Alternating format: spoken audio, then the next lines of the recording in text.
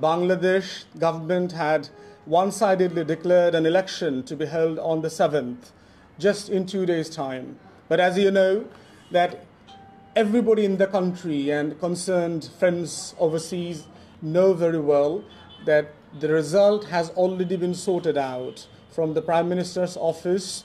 Who is going to win and who is going to lose, who's going to be determined. Election Commission on the 7th, the Sunday evening, only declare and announce the confirmation list they had received from the Prime Minister's office.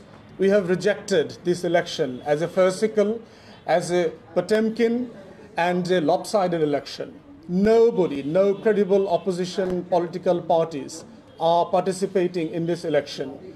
We therefore let the international world know that it is sad that for last 15 years, this nation of 120 million voters had been denied the very right of casting and selecting their own leaders. International Covenant on Civil and Political Rights and Universal Declaration of Human Rights clearly ensured that every country with sovereignty need to get public mandate on a periodical basis. But with what you have seen in 2014 election, there has been no mandate from the people. 154 members of parliament were elected without a single vote being casted in their favor. What we have seen in 2018, there has been a midnight election. The whole administration, members of the civil and military bureaucracy, had been forced to stuff ballots on the night before. And it is sad that the same kind of mechanism has been in place by the Election Commission, the administration of all forces and civil services. It is sad that we have been denied the same right. And it is not only the right to vote. The violence related to the electoral campaign has been widespread within the inter-Awami League parties, within their candidates and the other friendly candidates that the very Prime Minister and the ruling party had decided to stand in this election. There will be no genuine voters turnout.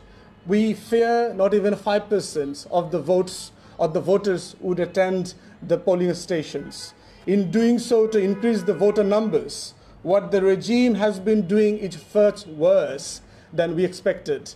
Even there has been writ filed at the court that those more than 30 million people from the marginal groups who receive various kinds of welfare benefits from the taxpayers' money will be forced to attend the polling stations. Otherwise, they will be denied the very money that they receive on a monthly basis to meet their ends.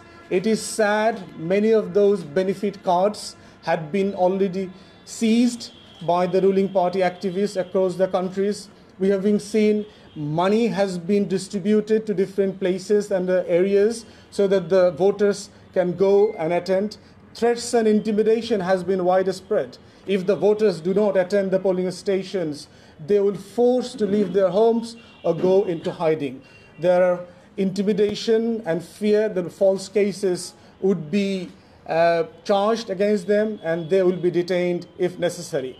This is the kind of a situation that we as a nation of 200 million under at the moment. So we let the international community know that please keep on pressure on this regime so stop the backsliding of our democratic values, human rights violations and civil rights. We expect our friends and colleagues at home and abroad to put sufficient pressure even after the 7th and continue to do that in the event that the regime becomes even more intolerant and tyrannical.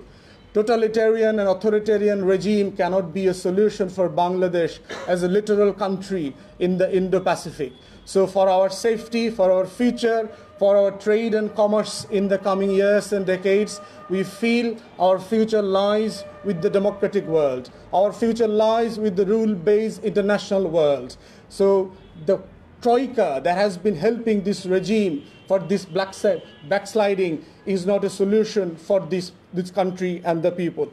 You have seen back in few days, Dr. Muhammad Yunus, the most prominent Bangladeshi citizen in this country, has been given a conviction of 6 months and $300 fine on a very trumped up charges. Over 100 charges have been made against this Nobel laureate. We condemned it before, and we continue to stand in solidarity with Professor Dr. Yunus.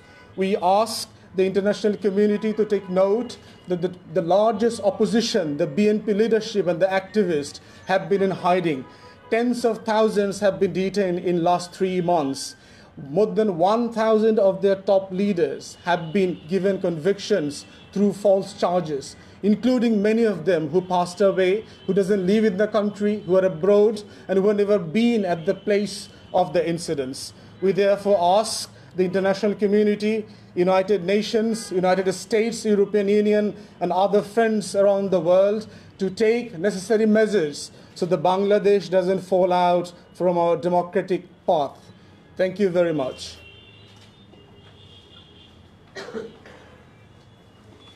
এখন আপনাদের কোনো প্রশ্ন থাকলে দিব, আর না হলে তো শেষ। ঠিক আছে।